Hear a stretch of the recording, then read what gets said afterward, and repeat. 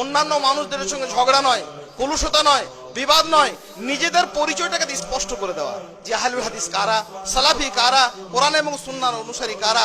ভারতবর্ষের ইতিহাস তাদেরকে পরিচিত করানো। ভারতবর্ষের ইতিহাস আর কিছুই ছিল না। গোটা দেশ আর জাতি যখন ডুবে অন্ধকারে শেষ হয়ে যেতে বসেছিল, পায়ের বুড়ো আঙুল দিয়ে যেখানে খুঁড়তেন সেখানে মূর্তি বেরোতো, এমন একটা কঠিন সময়ে মাথা তুলে তারা দাঁড়িয়েছিল। একই সঙ্গে দুটো যুদ্ধ উত্তর 24 পরগনা জেলার ওই গ্রামগুলো মাথা তুলে আজও দাঁড়িয়ে রয়েছে। একই সঙ্গে দুটো যুদ্ধ করতে হয়েছে, ওই বেঈমান ইংরেজদের বিরুদ্ধে যুদ্ধ করতে হয়েছে, আর কুসংস্কার যুক্ত এই সমস্ত দিনের ব্যাপারে সংস্কারের আন্দোলন তাদেরকে করতে হয়েছে। যেদিন এ জাতি বাদশাহী সহ সবকিছু দিতে বিসর্জন, চলেছিল যেন অজ্ঞাত সারে কাতাল গাহেতে করিয়াপন, তৌহিদের হায়ে চির সেবক ভুলে গিয়েছিল সে তাকবীর, দুর্গা নামের কাছাকাছি প্রায় দরগায় গিয়ে লোটাতো শির। মুমিনের পথ চলা তৌহিদি ছন্দে, কবি বলেছেন মুমিন একটাই রাস্তাতে চলে, তার নাম তৌহিদ। মুমিনের পথ চলা তৌহিদি ছন্দে, শিরকের কানা গলি ভরা দুর্গন্ধে। কি করে এই শিরকের আবর্জনা আমরা মাখছি বাবার নামে, মাজারের নামে, কবরের নামে, মূর্তির নামে। যেদিন এ জাতি বাদশাহী সহ সবকিছু দিতে বিসর্জন, চলেছিল যেন অজ্ঞাত সারে কাতাল গাহেতে করিয়াপন, তৌহিদের হায়ে চির সেবক ভুলে গিয়েছিল সে তাকবীর, দুর্গা নামের কাছাকাছি এসে দরগায় গিয়ে লোটাতো শির।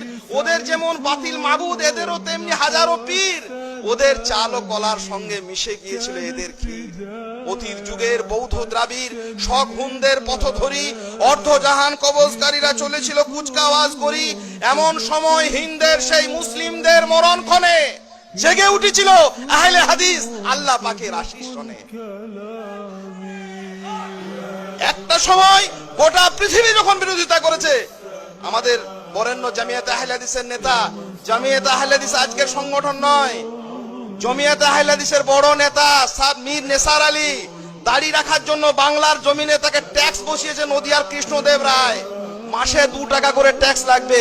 যখন 1 টাকাতে 40 কেজি চাল পাওয়া যায়, 1 টাকাতে যখন 40 কেজি চাল পাওয়া যায়, দাড়ি রাখলে তাকে মাসে 2 টাকা করে ট্যাক্স দিতে হবে। যুদ্ধ করেছে, লড়াই করেছে, কোরআন এবং সুন্নাহকে আঁকড়ে ধরে থাকার জন্য, বেঈমান বেনিয়া ইংরেজদের শাসন থেকে নিজেদের মাতৃভূমিকে স্বাধীন করার জন্য। যারা যুগে যুগে হকের পক্ষে লড়াই, হকের সঙ্গে থেকেছে, হকের সামনে দাঁড়িয়ে বাতিলের সামনে মুখোমুখি হয়ে দাঁড়িয়েছে, তাদের নাম আহলে হাদিস। তাদেরকে চিনি, তাদের পরিচয়গুলিকে বুঝি, তাদেরকে নিয়ে চিন্তা ভাবনা করি। বাংলার জমিনে নানান প্রান্তে এরকম মানুষ ছুটে আছেন। আজকে আমরা যারা এসেছি নানান প্রান্ত থেকে, আমি ব্যক্তিগতভাবে এসেছি ওই নামের গন্ধ শুনে। পশ্চিমবাংলার নানান প্রান্তে তারা আছেন, আলহামদুলিল্লাহ। বহু জায়গাতে খুব কষ্ট করে আছেন। হুগলি জেলায় একটা সময় 50 কিলোমিটার, 60 কিলোমিটার, 100 কিলোমিটার রাস্তা গাড়িতে, বাইকে বহু কষ্ট করে বিভিন্ন প্রান্তে প্রান্তরে ছুটেছি।